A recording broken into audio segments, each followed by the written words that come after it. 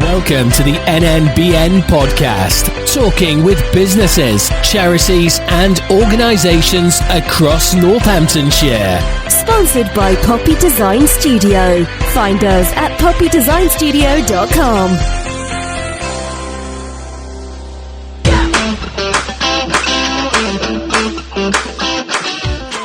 So welcome to another episode of the NNBN podcast, episode number 4 now. We're really growing and getting some great traction as well as great listeners with the podcast channel. But let me tell you who I've got coming up today. I've got James Richard from Commsave Credit Union, the award-winning Commsave Credit Union. The awards are a really good way to recognise what's going on in our local business community.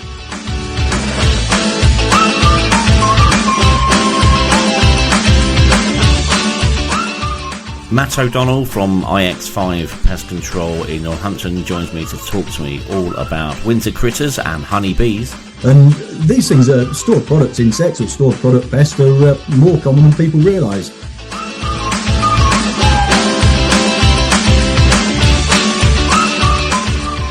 And Hayley Mauro joins me from Wilson Browne Solicitors, talking to me all about litigation and what they get up to in the community. Where is actually a well-crafted agreement makes our job harder.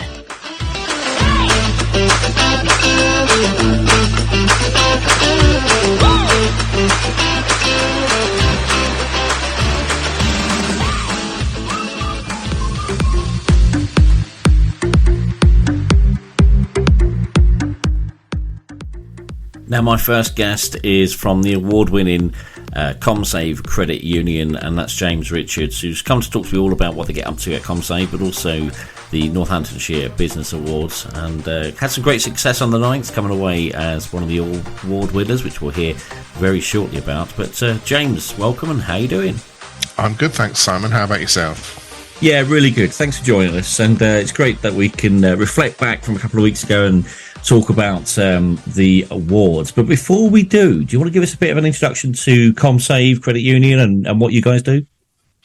Yeah, absolutely. So we're kind of like a bit of a community bank. So we operate on similar kind of lines. We provide savings and loans facilities to our members.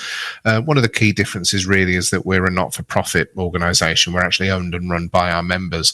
So whereas banks have their private shareholders, and obviously their objective is to maximise profit for those shareholders, our objective quite simply is to provide the best possible service we can for our members, because they ultimately are our shareholders. And that means that when it comes to things like the return that people get on their money, we can actually be really competitive compared to what a lot of the banks are able to provide. We're about to announce a dividend at our AGM in January of 4%. And bearing in mind all of our savings accounts that we offer our instant access, we think it's a really competitive offering. So it's just hopefully a better way of enabling people to get a fair deal on their financial services. Yeah, fantastic. And I suppose that's critical this time of year. We're leading up to Christmas, not very far away, that people can start to save and then draw their money out towards Christmas. Is that sort of thing that how it works? Yeah, very much so. We offer a Christmas savings account as a dedicated facility. It's something we've done for many, many years now, and it's definitely one of the most popular things that we do. We have members who save into the account during the year, putting away anything from, £10 or £20 up to larger amounts, just so that come November time, when they're starting to, plan their Christmas spend and work out what their budget is, they've got something to start them off with. We've seen quite a lot in the news this year about how people have been resorting to high cost forms of lending, including loan sharks, which obviously carry a whole lot of dangers because people don't have savings. They don't have anything to fall back on in the case of a domestic emergency or anything like that. So we want to provide that facility to help people save on a regular basis, just so they've got something to actually use at Christmas. And then should they need an affordable loan, rather than go into those high cost sources of credit, we can help them with that as well, just so that they're not starting the new year with a whole sort of ton of debt that they've got no realistic prospect of being able to pay off. Yeah, and you mentioned about the loan sharks there. That was a story we actually covered in our magazine and also online as well. So, it's great that you guys are sort of waving that flag for that. But, we don't want to talk about that too much because we're actually going to be talking about the awards, and that was something that you were involved with the Northamptonshire Business Awards recently. So, do you want to tell us what it was like for yourselves to come away? Well, you came away as award winners that evening, didn't you? Yeah, absolutely. It was, a fantastic evening. Still remember it, very clearly. We had entered both the Customer Commitment Award and the Employer of the Year Award.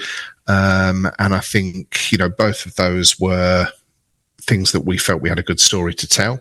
We were absolutely thrilled when we were announced as winners. So, it was a terrific night all round. Yeah, and it was the Customer Commitment Award that you came away with. I mean, you had the whole team there. What was the feeling like amongst the team? To be honest, it was, I think, a great reflection of the work that everybody puts in, during the year. Customer service is one of those things that we're extremely hot on. We're member owned and run at the end of the day, like I said before, and therefore our focus is on providing what our members actually need. And just to give you, one example, one of the things that we've done within our member services team is to make sure that we can actually answer the phone as quickly as possible when people ring up. And it sounds like one of those things that's just so obvious, but actually anybody who's tried ringing, I don't know, maybe their bank or their doctor's surgery or whoever it is these days, you end up going through the whole series of menu options. You're listening to some awful hold music for, 20 minutes, half an hour or more in some instances. We're actually in the position now where we've invested in the technology and the team so that when somebody rings us, we answer the phone in an average of 17 seconds. And it's something that our members really value. They just want to speak to a real human being who, can listen to their issue, sort their problem out, and enable them to make the most of their account. Yeah, I totally agree with what you said there about being able to answer the phone pretty quickly, because there is nothing frustrating than sitting on the end of a phone listening to hold music or just getting voicemail or whatever size of the organisation you're ringing, or maybe even not getting through. So well done on actually that commitment, because people need to speak to people, don't they, in this day and age? Yeah, absolutely. And don't get me wrong, a lot of people we'll be perfectly happy to just self-serve using the website or with the mobile app, and that's great. We want to provide that functionality for people to do that. But at the end of the day, there's no substitute for when you need to be able to actually speak to a person who can look at your account, understand what's going on. Not everything can be done via a website or via a mobile app. So, we pride ourselves on being able to give our members the choice. Whichever method they prefer to use, we're there for them. Yeah, brilliant. Now, the next day, obviously, you went back into the office with a shiny trophy and a certificate. What was the feeling like amongst the team in the office? Yeah, I think it was a great boost to everyone, really. We like to, we think that we're obviously doing a good job for our members, and this kind of serves as a verification of that, I suppose. There was a really, really positive spirit among everybody, and I think it's just giving everybody that reminder of this is why we do everything that we do, and we go the extra mile for people. Just to see that recognised. Yeah, fantastic. Well done once again, and then. On the evening as well, you're also there as sponsors of the Workplace Wellbeing Award. How important is it for you guys to sponsor local business awards? Yeah, I think it's something that we very much wanted to be part of. We've done this now for the last couple of years with the Workplace Wellbeing Award. And I think it's important for us, the awards are a really good way to recognise what's going on in our local business community. And there are so many good examples that we've seen through the judging that we did for this year's award, and also same last year. And I think it's important that is given the opportunity to, for companies to kind of put themselves forward and say, this is what we're doing in this area. It's something we're really passionate about because, one of our key offers at Commsave is working with local businesses to offer our services to their staff through payroll deduction. So it works as an employee wellbeing benefit. So it's just really fascinating to hear what other companies are doing in this kind of area, making sure that their staff are looked after and that they've got the support that they need. It was great to see all the examples, and the winner obviously was the Northamptonshire Community Foundation. They're doing some really amazing things, and for us it was just great to be able to recognise that. Yeah, brilliant. You're right. The Community Foundation are doing some fantastic things within the county. I'm hoping they're going to join us on the podcast next week, actually, because I did speak to them the other day and said, "Oh, guys, come on, we need to get you on if you're walking away with a shiny award as well from this evening or from the evening itself." But absolutely brilliant that you were there as sponsors as well for the category, and you had Trudy on the stage who presented the award to the team at the Community Foundation.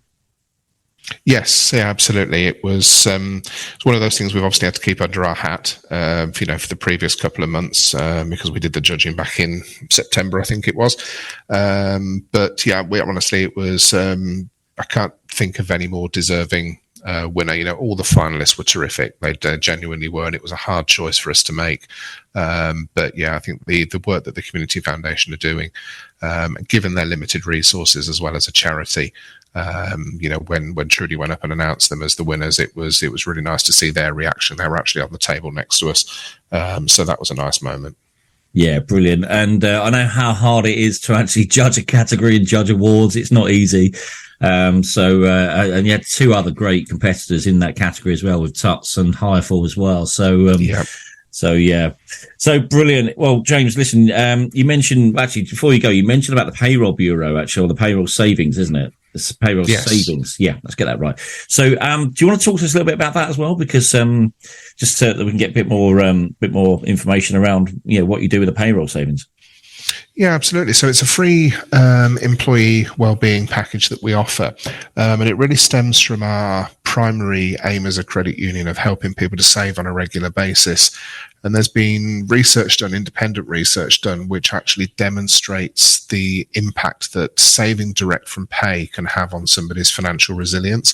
So if you make saving the first thing somebody does each month rather than the last, it gives them an increased chance of actually saving on a regular basis, because the money's kind of gone before you've had a chance to miss it. So even just saving, £10 a month straight from pay starts to make a real difference. People build up savings over time, and often, we have a lot of feedback from people who kind of say, "I'd almost forgotten about it." I've been saving £10 a month for a year, and when I rang up and checked what my balance was, I was able to take £100 out, which I really needed for whatever it was that they were looking to get. So it's a free service that we offer to the employer. Very, very simple to operate. It just serves as another deduction from pay in the same way that lots of other things do, whether it's gym memberships or student loan deductions. And it just makes a real difference to staff's financial well-being, helps them to build that financial resilience, gives them savings to fall back on. Indeed, a stat that I saw fairly recently was that 20% of UK working age adults have no savings behind them, which makes people incredibly vulnerable to financial shock. So, the fridge breaking down, some kind of domestic emergency that you need to raise money for. If you don't have savings, and, perhaps with, people who don't have the best credit reports, they can't just go out and find affordable credit. And that's where people end up going to loan sharks, as we said earlier. So for us just to help reduce the number of people who have no savings to fall back on, doing it from pay is just such a great way to do it. So, if anybody's interested in seeing how we could offer that to their employees, we'd love to hear from them. And I'm right in thinking, just before we finish, that you can also offer that to small business owners as well, who maybe don't have a payroll, but they can subscribe and join as a member on their own. Yeah, absolutely. So we're open to anyone who either lives or works in Northamptonshire, as well as, the other payroll partnerships we have with certain national employers. But yeah, if somebody as a small business owner is looking for just, another vehicle to provide a place to put some savings, or if they're looking for, to buy some basic equipment, we've helped people out with simple things like, basic equipment for people who are doing repairs and stuff like this. If you need a little bit of somewhere to go, just to be able to obtain a little bit of finance, we can help with that too. Brilliant. Well, James, thanks for joining us. Just before we do let you go as well, I should have asked this one a minute ago. Where can people find out more information? Is there a website or is there a contact number people can contact you on?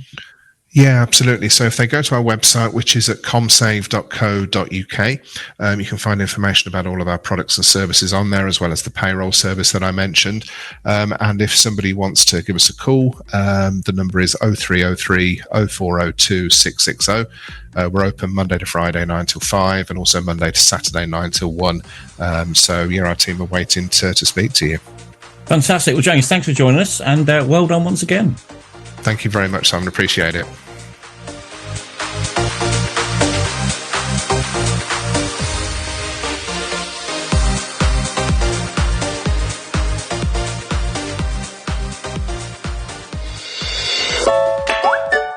Hi, it's Emma here from Laugh Out Loud Theatre. I hope you're enjoying the podcast. If you're looking for more entertainment in Northamptonshire, why not visit our website to see what we've got going on in the area. Visit loltheatre.co.uk for more information and treat yourself. That's loltheatre.co.uk or search LOL Theatre on Facebook.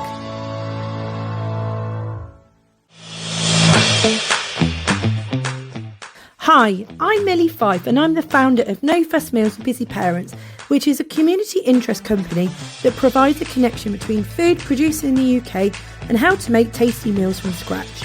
You can find mealtime inspiration on the website nofussmealsforbusyparents.com or on Facebook and Instagram.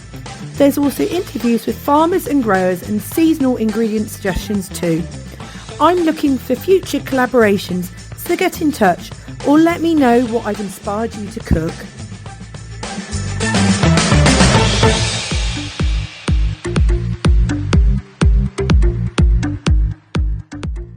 So we're talking pest control, and I'm delighted that Matt O'Donnell from IX5 has joined me on the podcast. So Matt, how are you? Yeah, very good. Thank you, Simon. Yeah, great to be here. Yeah, good stuff. Good stuff. Looking forward to this as well, because pest control, let's be honest, it's not the pests. We get them everywhere, don't we? And it's something that we all face in life, isn't it? But do you want to give us a bit of a background and introduction to yourself about what you do and how the business sort of started and where you're based? Absolutely.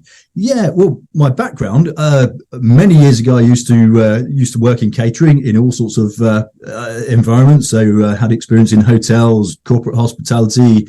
We used to run large event catering operations for up to a couple of thousand people in the middle of the field, sort of family fun days for businesses, things like that. I then got qualified as a environmental health practitioner or environmental health officers, as many people know them. Spent around about 15 years working in local government. My role was working with both businesses and individuals on food hygiene, health and safety, licensing, public health, a bit of private sector housing as well. So I had great experience there, primarily assisting businesses, but obviously in a regulatory capacity as well. So very familiar with all the relevant legislation that falls into play with regard to the business I now operate. Obviously it's great helping individuals improve their business, improve their living situations and all the rest of it. Yeah, we're going to talk a little bit about critters and rats and wasps and bees in a minute. But do you want to tell us how you got started and how long you've been trading as a business? Absolutely. Yeah. Well, in 2018, I set the business up as a small part-time business. I was really looking for an interest outside of my work in local government. So I set it up as a part-time business, just operating alongside my full-time role, and ran it for a few years just as a part-time business, evenings, weekends, whenever I was free, basically building up the customer base and building up our local profile. And then last year, I took the decision to leave local government and take the business full-time. I felt the business was in a position where it needed more of my time and attention. We had a great customer base. So it was really in a position it needed me. And yeah, since last year, I've been working full-time in the business. I moved into a commercial unit in Lodge Farm, just on the edge of Northampton, beginning of this year. So that was February this year, because I'd basically run out of room at home for all the equipment we have. But also with growing the business, I knew we were getting to a stage where I needed to employ and really wanted to have a base to employ people from. So in the last few weeks, I've recently taken on our first permanent employee. So business is growing very nicely. But that's really where we are with the business at the moment. We're expanding our profile. We operate across Northamptonshire and surrounding areas, so we will go a little bit beyond the county boundary. And business is growing very, very nicely from there.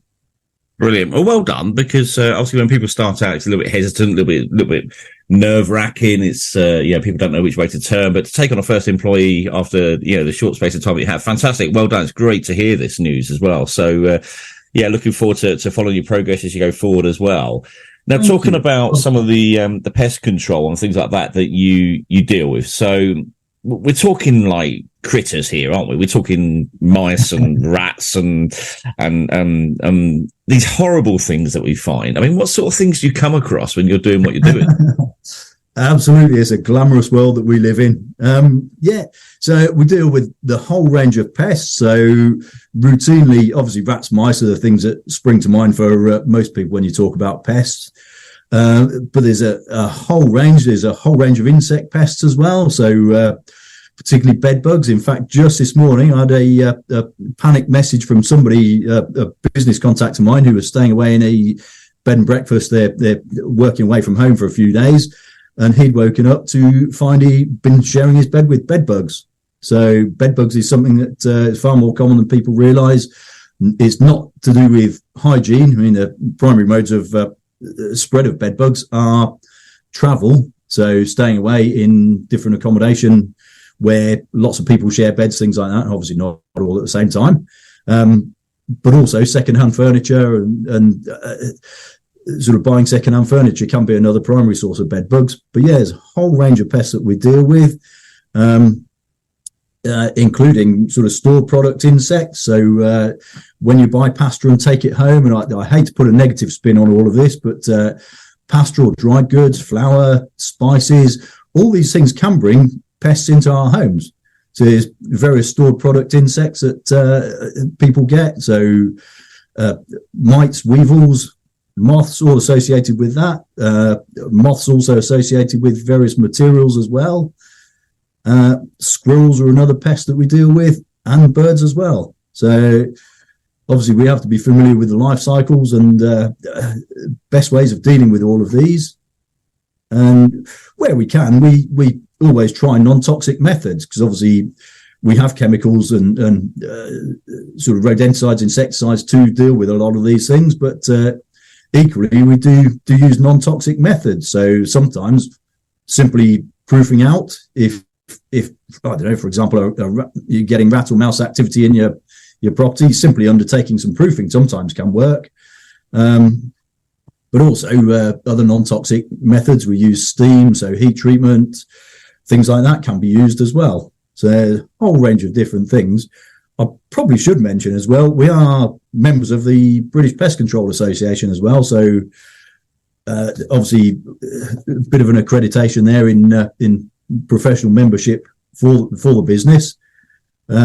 So we have access to experts if we're not sure of a particular situation, or most pests we're pretty familiar with. We do have access either through the British Pest Control Association, or some of our supplier companies employ experts as well. So we do have access to expert technical advice if we come across a situation where we could do a bit of advice or support.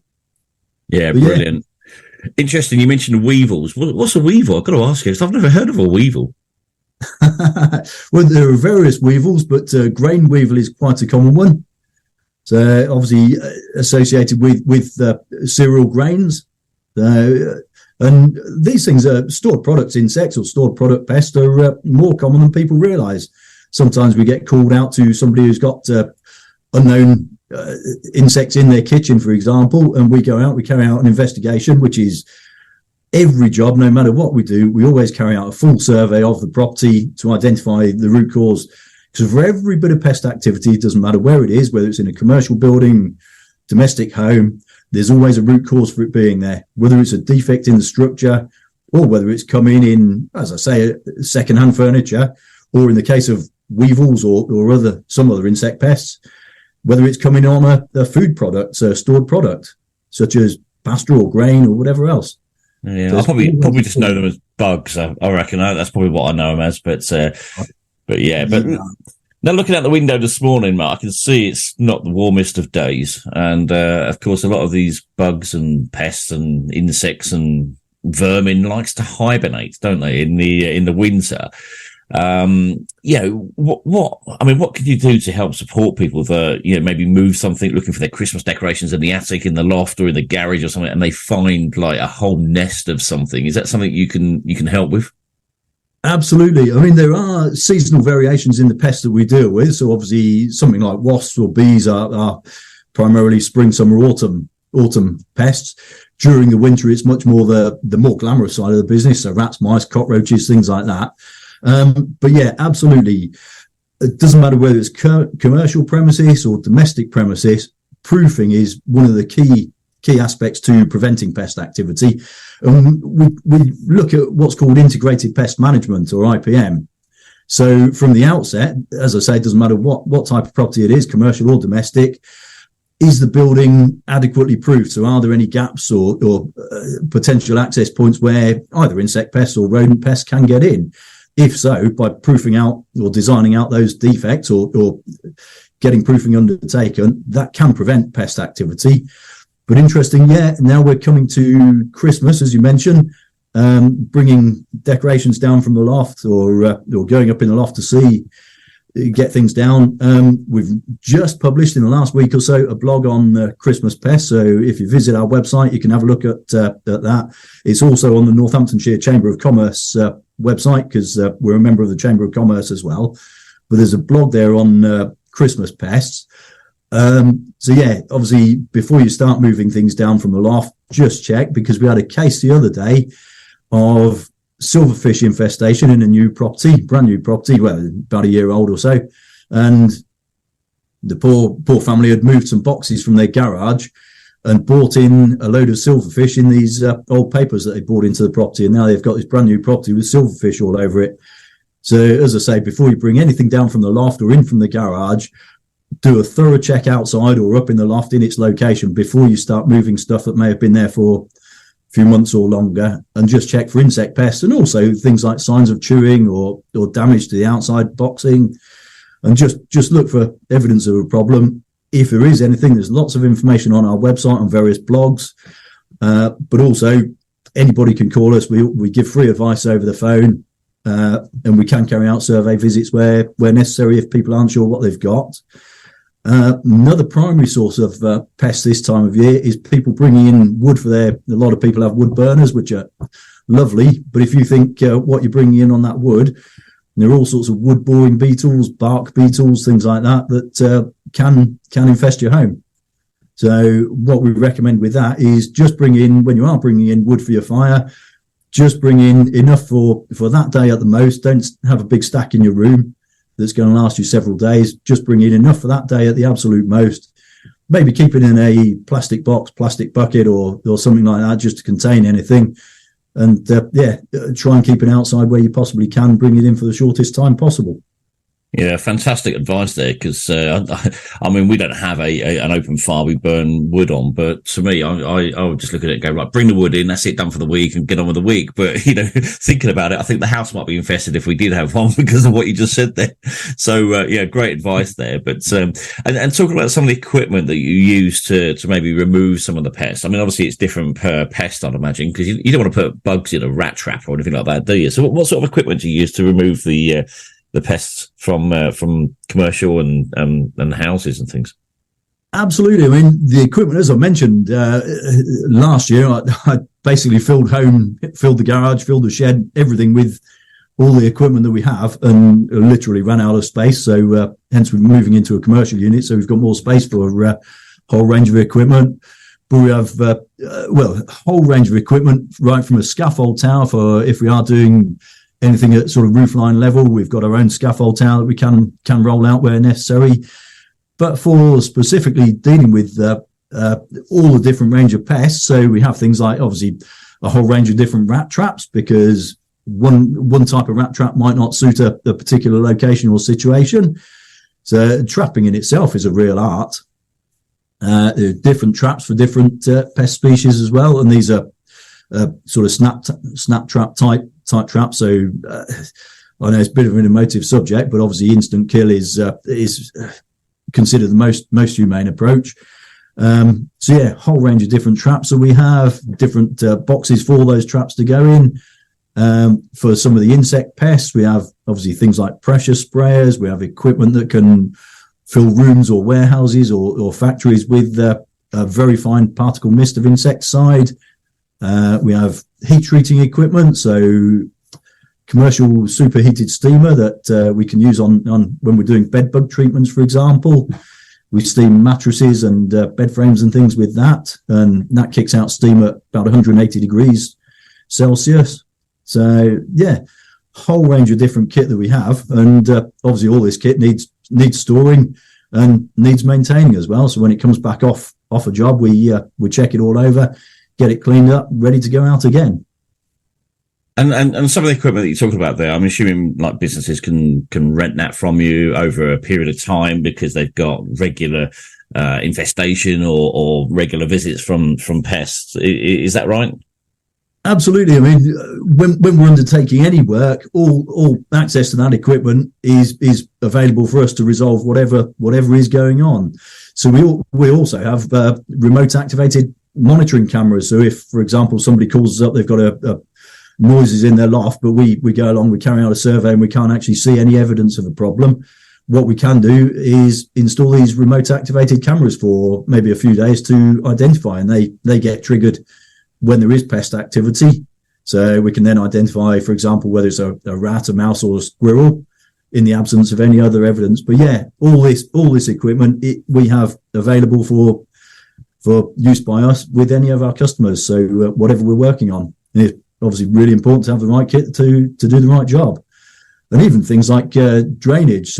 Rats in drains or rats coming out of drainage systems, whether it's defects or whatever else, we need to be able to get in and actually survey drainage systems very often. So I was on site yesterday, for example, and a couple of different locations, both had rats in the property, and both, I believe, were linked back to the drainage. So we're now actually arranging CCTV survey of the drainage systems to identify whether there's any defects in, say, the soil and vent pipe or on the back of the toilets or anywhere underground that isn't obviously visible when we first go out and do a survey. So, yeah, access to the right equipment is absolutely fundamental for everything we do. Technology creeps in as well. Just thinking about rats, I mean, we hear that stat as well around that, is it actually a stat or is it a myth that we're only a few yards from a rat wherever we are in the world? Is that true? Well, bearing in mind that rats live in sewers and we all have toilets in our homes and workplaces, it could well be true. I think it's probably I don't know where it came from, but I suspect it's something to do with the size of the UK and the number of estimated population of rats in the UK, probably. But I think we are, as I say, rats live in sewers and we're always pretty close to a sewer line. Yeah, it's very interesting. Very interesting. I mean, I don't know what the stats are, but I've always heard it. And of course, UB40 released a song, didn't they? There's a rat in my kitchen. What am I going to do? Well, I think the first thing I would do is call you. So, at the end of the day, to get rid of the thing. So now talking about, obviously we just touched on there about the winter. And you mentioned about the summer and how some pests are sort of, obviously quite seasonal. We see a lot of wasps and bees and things around during the summer period. Talk to me about the honey bees, because obviously you mentioned a minute ago that this is quite an emotive subject, and of course there's a bit of emotion, and obviously it's a bit of a challenging topic sometimes around bees with the environment. But what do you do with bee removal? Yes, bee removal is a very big part of our business between sort of April and September time. So we've specialised in undertaking live honeybee removals, and we've been doing this just for a few years now. So very, very experienced in it. But honeybees, as you mentioned, quite an emotive subject, and people are very passionate about protecting bees, and rightly so. Honeybees, whether it's a beekeeper's colony kept in a hive, or whether it's a wild colony, maybe living in a hollow tree or somewhere like that. Every colony of bees, and there are exceptions to this, as there is with nature, but every colony of bees, generally speaking, swarms at least once each year between about April and June or July time, and it's their natural way of reproduction. So what happens, the old queen takes off half the colony with her, leaving half the colony in situ, who will raise a new queen and carry on where they are. And the old queen, when she takes off half the colony, they will settle somewhere in a cluster, either on a fence post or a branch, or occasionally on the ground or the side of a building or whatever. From that cluster, they send out scout bees that investigate the local area and look for a suitable cavity that they can move into. And that can be a benign place. So it can be another hollow tree or somewhere pretty natural, because trees are the honeybee's natural habitat. But equally, it can be a chimney or a hole in a wall void where there's sufficient space, or a roof void or something like that, on a commercial or domestic building.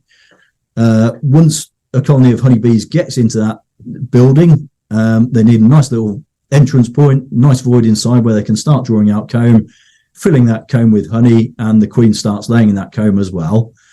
Once a colony of honeybees gets into that building, we can help get it out. It is an extremely complex process, and what I would say to people is, I see very often on Facebook forums and things like that, people say, oh, there's a swarm of bees outside my house, and what do I do? Very often I see people commenting saying, oh, just leave it, it'll move on in its own time. That is absolutely the worst advice to give. The best advice is go on the British Beekeepers Association website. There's a swarm collector geographical map on there where you can find the nearest beekeeper to you who will come and collect that swarm. And if you get it collected, it saves the risk of that swarm ending up in somebody's chimney or somebody's roof void, where it can cost them potentially thousands of pounds to get removed. Because what we do where honeybees do get into buildings, and we deal with new colonies, so colonies that have just arrived, and equally we deal with colonies that maybe have been in a building for 5 or 10 years. What we have to do is obviously get access to that. Now, bearing in mind, very often bees love chimneys because their natural habitat is trees. So very often they love moving into chimneys. Obviously, we need to get access to that chimney. So scaffold up around the chimney, which in itself costs significant sum of money.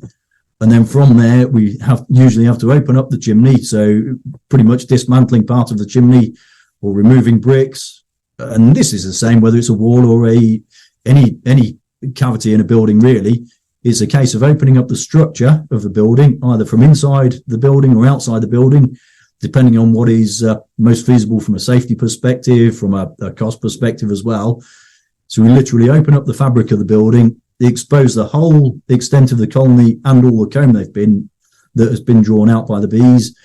And we do a physical removal. So we actually cut out the sections of comb. We use a bee vacuum on occasions as well. So we have a vacuum that we can actually carefully vacuum bees up and contain them in a box.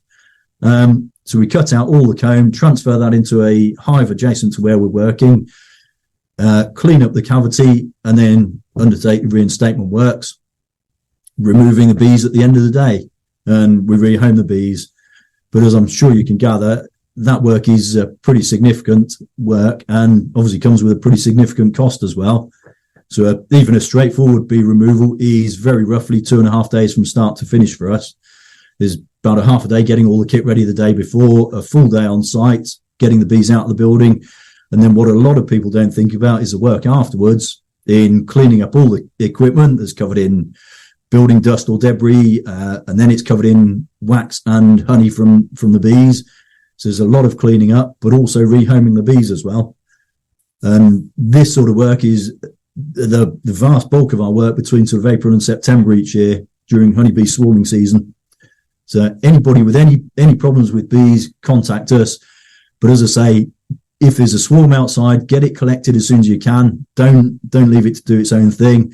And if you get bees in your building, don't leave them thinking they'll move on.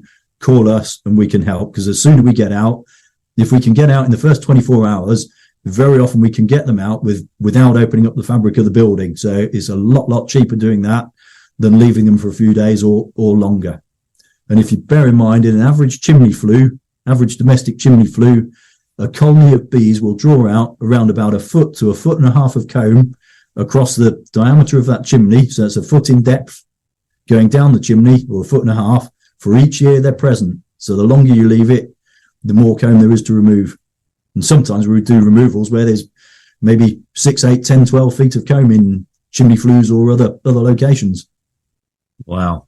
It's incredible when I hear you talking there about it. I think, wow, to me, it's just like, move on, guys. Come on, move on. Go and find somewhere else to go. But when you actually hear about having to take buildings apart, it's quite a complicated process, I'd imagine. And as you quite rightly say, obviously that's going to come at a price. And I'm guessing this will also impact on empty buildings as much as it will sort of those that are habited, does it? Or is it just really around those where they sense activities going on inside the building?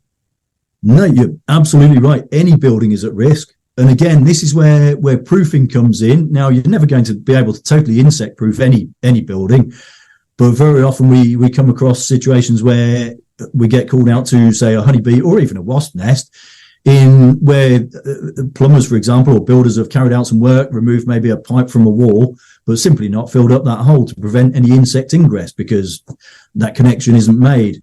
So anybody with any obvious holes or defects, doesn't matter whether it's a empty building, derelict building, or an occupied building, and that can be domestic or commercial, just take a walk around your building, take a look. Are there any obvious gaps, holes, anything like that can be proofed, either filled or use stainless steel mesh to go over air bricks, things like that. But advice on this, we're more than happy if anybody's got any concerns, they can send us photos of their property, or we can always pop out and take a look or have a chat over the phone. More than happy to give advice on proofing wherever necessary. Yeah, brilliant. And they can find information on your website about that as well. So we'll come onto the website near towards the end so people can obviously find out where you are and etc. But it's not only pest control you're also doing. You're also offering some training courses, which I've seen you've launched recently. Do you want to talk a little bit more about that? Because obviously I think that's quite a key thing that you offer as well now. Absolutely. Yeah, it's something I've been looking at for the last 18 months or so. It came about from a conversation with a colleague of mine who worked up in one of the large city authorities up north. We were talking about some of her team members could benefit from having some training in pest control. And this is, environmental health teams, because as part of the qualification process for environmental health officers, when they go to university, they study a couple of modules on pests and pest control, because obviously pests and disease are a fundamental part of public health. I put together this training package. Took me quite a while to do it, but it's a bespoke training package aimed at local authority food inspectors, so EHOs, environmental health officers by any other name, and simply to try and help them, basically to provide more in-depth understanding of pests and the interactions with pest controllers and the sorts of tools and techniques we use in relation to dealing with pest activity, particularly in food businesses. So it's aimed at local authority officers, but we can adapt this training now to, there's food manufacturer sites, for example, if they've got a team of staff who they feel may benefit from having a better understanding of pests and pest control in their food business, or anybody running any other type of business where pests may be a particular issue. Now, for example, I'm just thinking carpet warehouses or anything like that. Obviously, you can get pests associated with particular materials and things. So or rats or mice can nest in carpets. That's just one example. But yeah, we can adapt this training now to any business that has sufficient number of staff that they feel would benefit from some training in pest control. And I'm a big believer in diversifying in businesses. I think it's always good to have more than one interest and one income stream as well. So this is why the training came about. But as I say, we can adapt it to anybody that feels they need training on to a degree in pest control. Yeah, brilliant. Because there's a direct sort of correlation between food and pests, isn't there? Because obviously that's part of the problem that actually attracts them in the first place. So great to see you've done that, and quite rightly within a business, launching training courses alongside the removal, I think goes hand in hand as well. So I think well done on sort of teaching and educating people as well about what they can do. So, Matt, where can people find out more information? Obviously I've seen bits on social media. I follow your social media accounts, and I do sort of like cringe occasionally when I see cockroaches and critters and everything all over. But, at the end of the day, it's the service that you're supplying is the removal of those. So, where can people find out more information about yourselves and get in contact with you? Absolutely. We've got a website, which is www.ix5.uk. So a nice short web domain there. We're also all over all social media. So Facebook, X, formerly known as Twitter, Instagram, and regular posts on all of those channels, LinkedIn as well. So yeah, give us a follow. And at least if you're already following us, if and when you do have a pest problem, everybody thinks it won't happen to them, but the calls we get every single day demonstrate that's not the case. If you're already following us, you know where to come for advice in the event that you do get any pest activity at all. Yeah, brilliant. And I can assure you it does happen to everyone, because as you know, it happened to us last year, and you came flying out. Actually, not last year, it was a couple of months ago, actually, wasn't it? You came flying out and dealt with it very quickly. But yeah, it does happen to everybody. And, thanks once again for a great service. You're very welcome. And thanks for your time.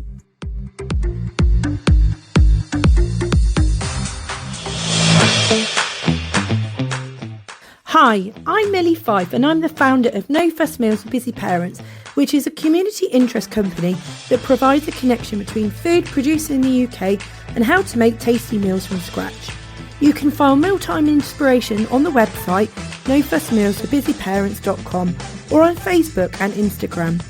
There's also interviews with farmers and growers and seasonal ingredient suggestions too. I'm looking for future collaborations, so get in touch or let me know what I've inspired you to cook.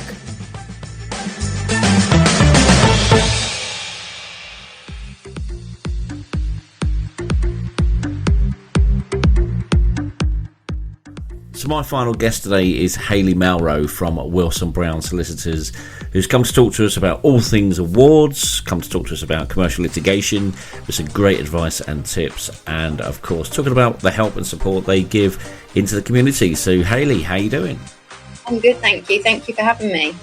No, it's great. It's great that we can have the conversation and talk about things that people might not necessarily know when it comes to dispute resolution and commercial litigation. But Wilson Browne, let's talk briefly about Wilson Browne first of all, because you're a successful local business, I think, and I think it's great to have you engaged with what we're doing and engaged in the local business community. But do you want to tell us, what's going on down at Wilson Browne at the moment?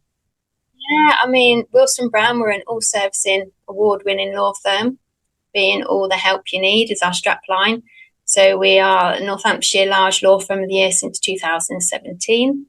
Legal 500 recommended lawyers, with many a lawyer, including myself, getting ranked personally, which is great. We've got a regional presence for national and overseas clients, and we're proud of our 200 years heritage.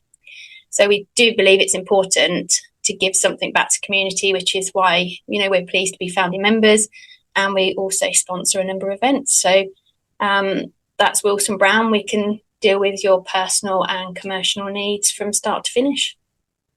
Obviously, this year you sponsored the NNBN Awards. You previously worked with us on the Catering Business Awards as well, and you sponsored the Chamber of Commerce Awards this year. And I think it's fantastic what you guys do in that give back as well. It really is appreciated. And thank you once again for all the support that you've given us, because it's great to be able to work with you guys, but also it's great to see local businesses working closely together on things like the awards. And touching on the awards, though, let's just talk about that briefly. You're on stage this year at the NNBN Awards. I was, yes. And it was a real privilege. It's so nice to be able to see, so many local businesses actually achieving, and to get to do the awards and sponsor them. So it's good for the economy and all round. So.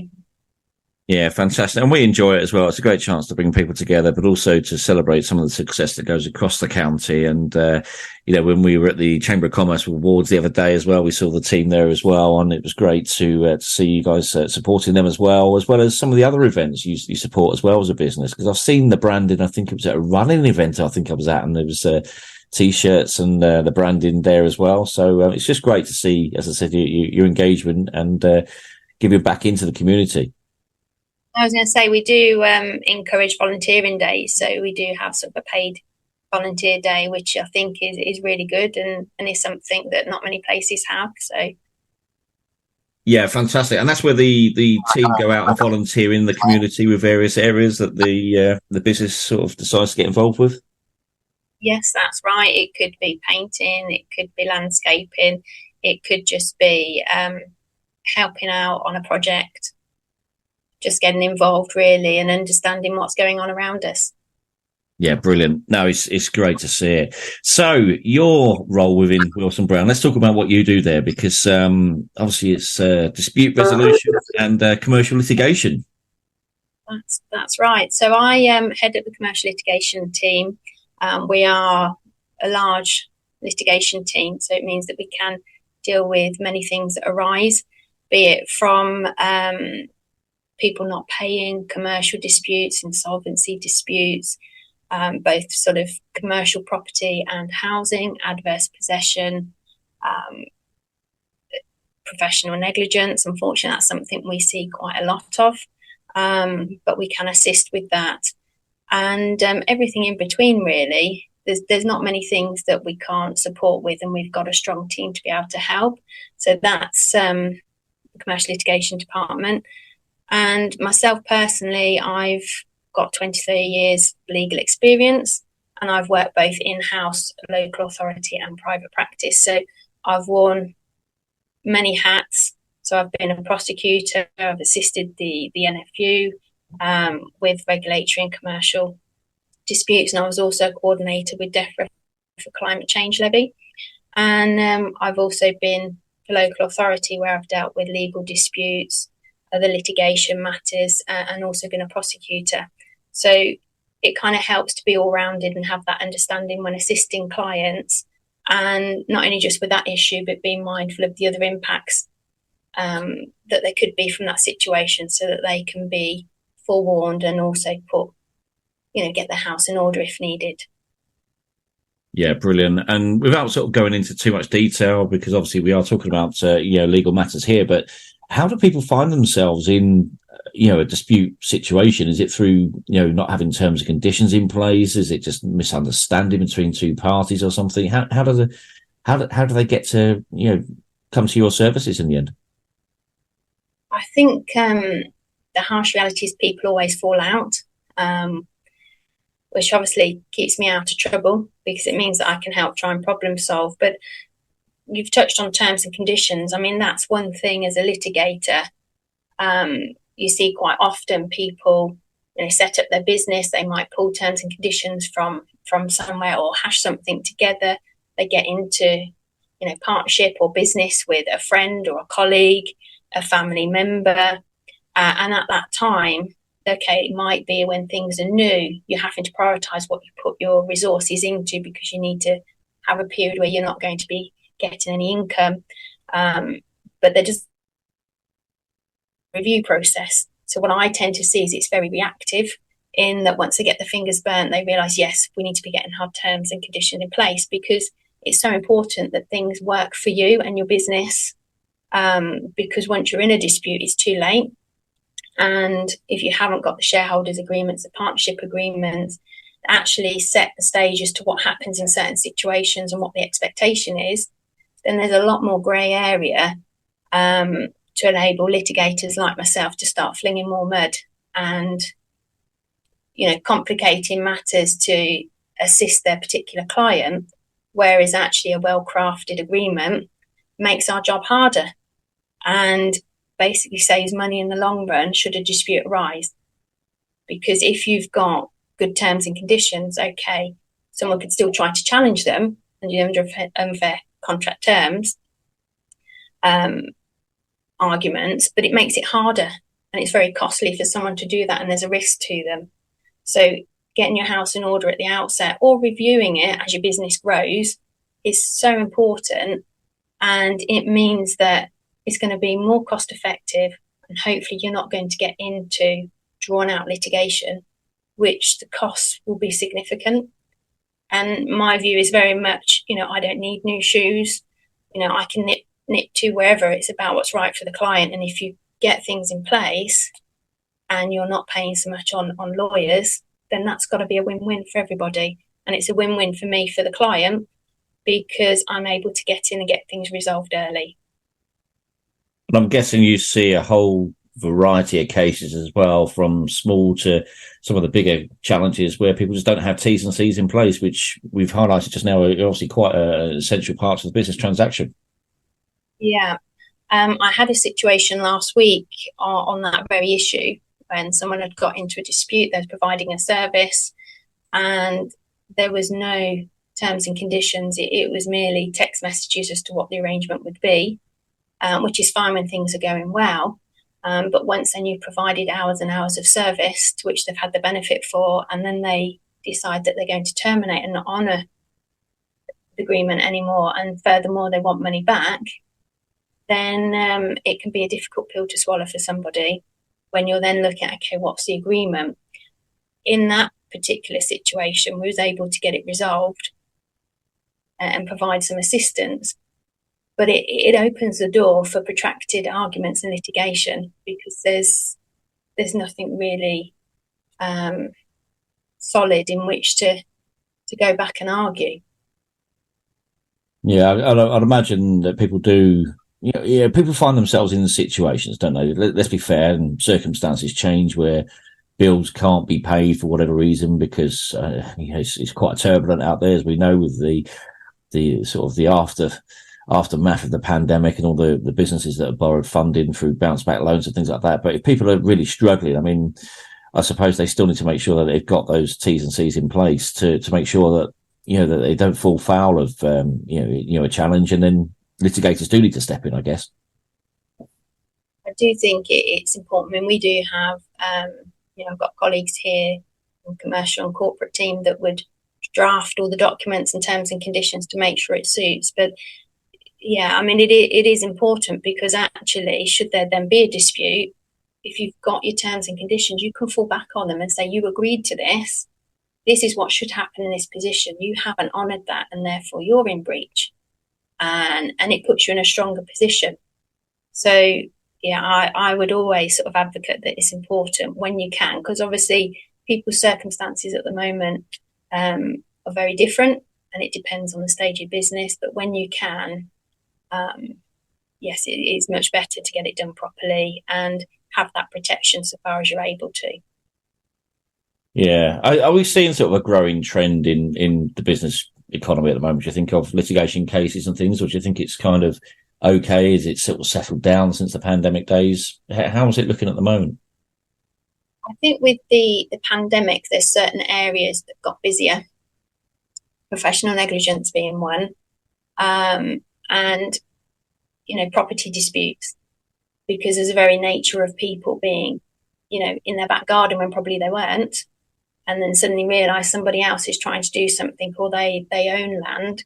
Our adverse possession, which is quite a niche area that we specialise in, that was very prevalent as a result of that. So that's been very busy. Building disputes, because people have been staying at home, obviously then thinking, well, we need more space, or people are thinking of moving, which is where then you can get potential negligence kick in if they've paid for someone's services and they haven't spotted something, or the report's not right from the surveyor, etc.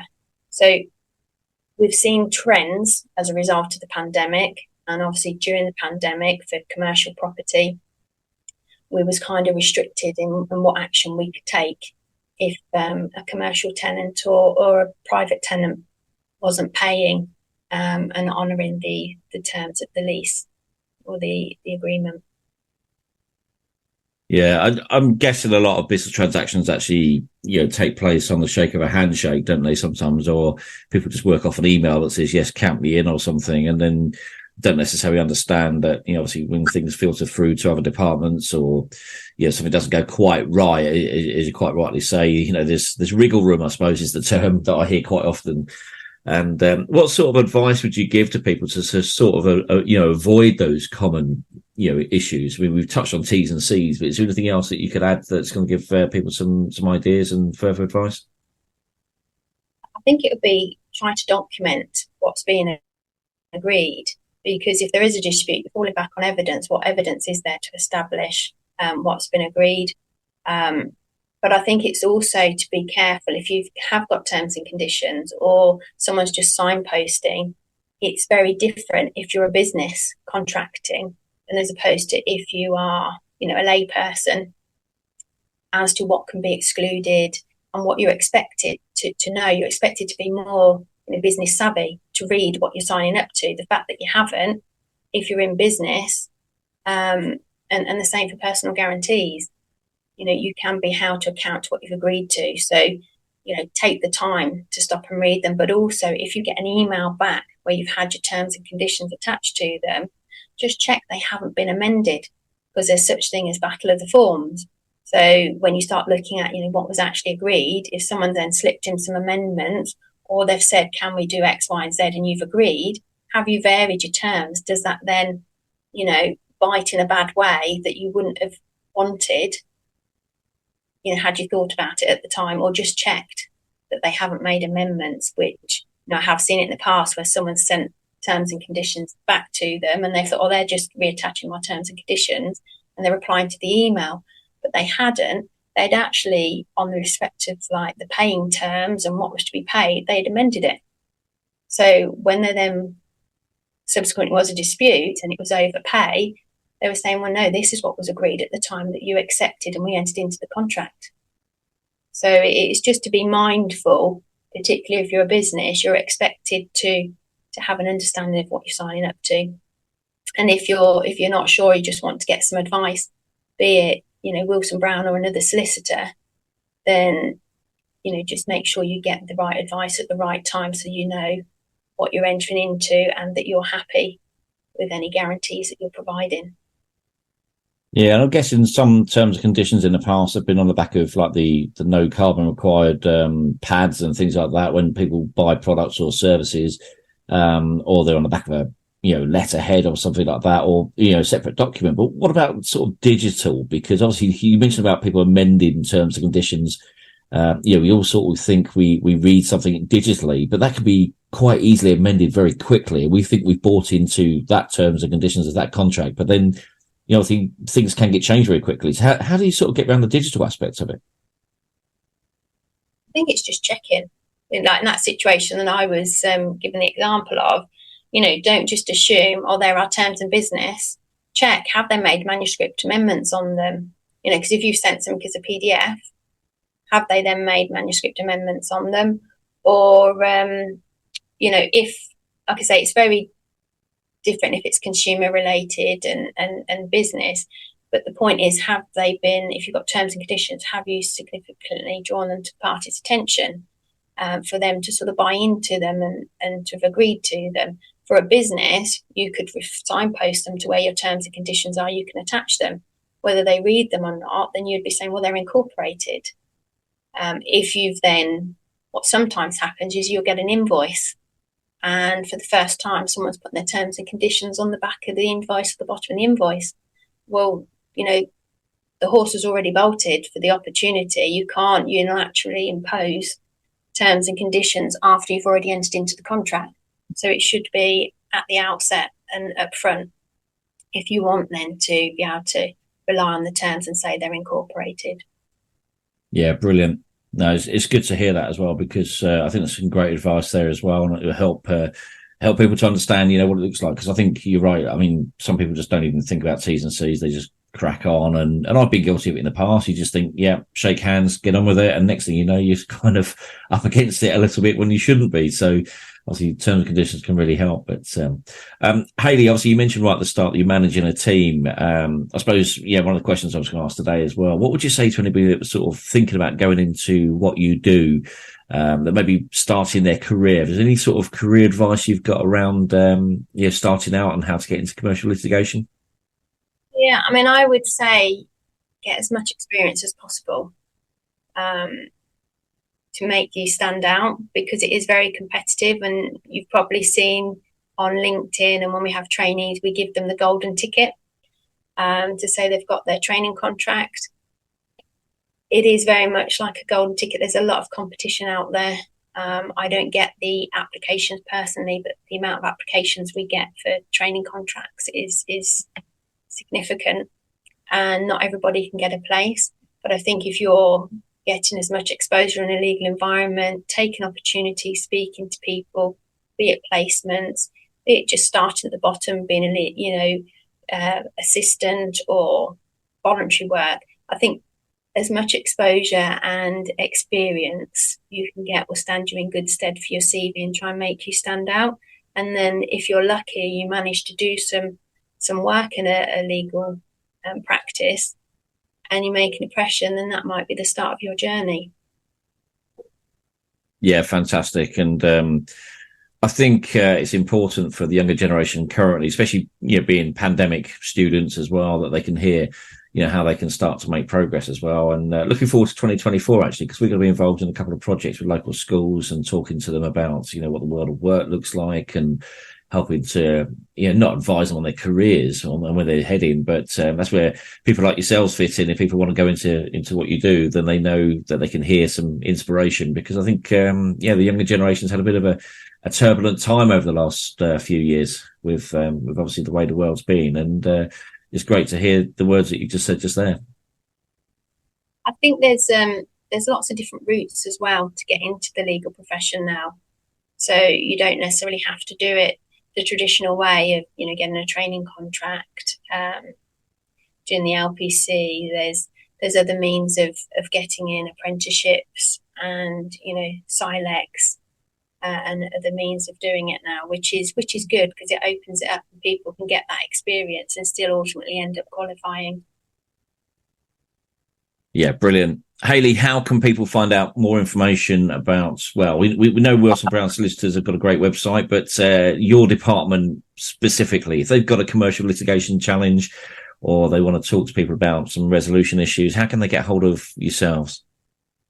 It's pick up the phone. We have a new inquiries team that, be it for myself or anyone within my team or across the firm, we can make sure that you have an initial free call with the right fee earner and specialist to give you that initial pointer. It might be that that's all the help you need and nothing further is required, or it might then be that, yes, you think I need further support, and then we can, be instructed to support you with that. So I would say check out our website, which you've already pointed out, but pick up the phone and, someone's more than happy to speak to you if it's something that we can assist with, and we can take it from there.